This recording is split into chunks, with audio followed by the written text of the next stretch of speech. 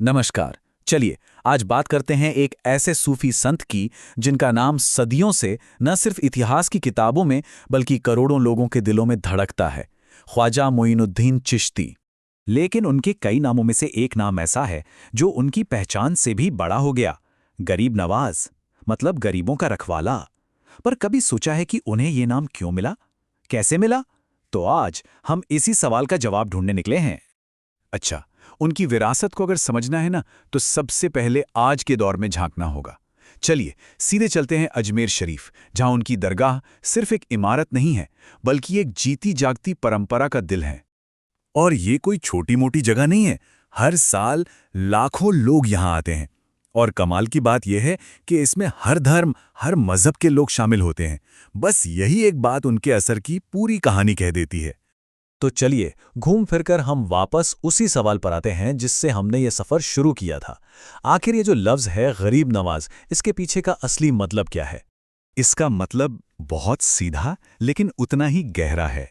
वो इंसान जो गरीबों और जरूरतमंदों की मदद करता हो, जो उनका सहारा बनता हो। ये सिर्फ एक टाइटल नहीं था बल्कि उनकी पूरी जिंदगी का निचोड़ था। और सबसे बड़ी बात जानते क्या है? ये नाम उन्हें किसी बादशाह या सुल्तान ने नहीं दिया था।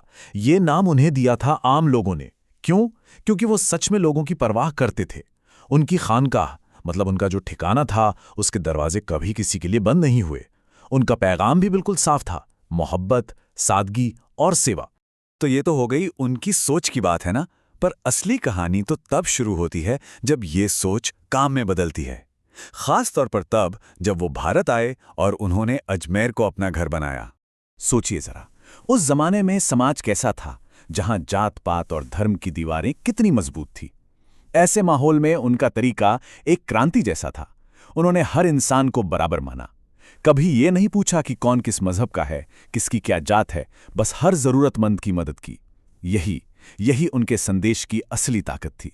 अच्छा, अब जब ये पता चल गया है कि उनका असर कितना गहरा था, तो जरा वक्त में पीछे चलकर देखते हैं कि उनके इन ख्यालों की, इस सोच की जड़ें कहाँ थीं।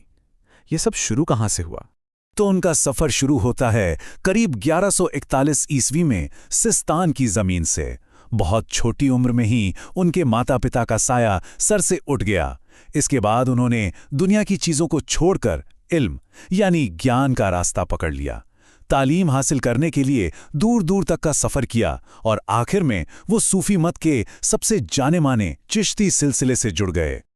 और देखिए कहानी कैसे घूमकर वापस वहीं आ जाती है जहां से हमने शुरू किया था, आज के दौर में, जहां उनकी पूरी जिंदगी का काम उनकी दरगाह की शक्ल में हमारे सामने है। अजमेर शरीफ दरगाह वो जगह है जहां ख्वाजा साहब आराम फरमा रहे हैं। पर यह सिर्फ एक मज़ार नहीं है, ये उम्मीद और सुकून का एक ऐसा सेंटर बन चुका है जहां हर धर्म के लोग आते हैं। खासकर उनके उर्स के मौके पर, जो उनकी पुण्यतिथि पर होता है, तो यहाँ लाखों लोगों का समुद्र उमड़ पड़ता है जो उनकी एकता की विरासत को मनाता है।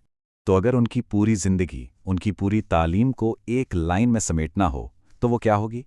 वो होगी प्यार, स्नेह और इंसानियत का संदेश।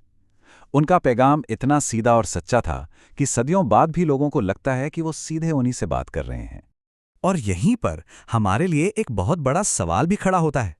आज की दुनिया में जहां इतने बंटवारे हैं, इतनी नफरतें हैं, वहां उनके प्यार और इंसानियत के इस सरल से संदेश की क्या अहमियत है? इस पर सोचना तो बनता है।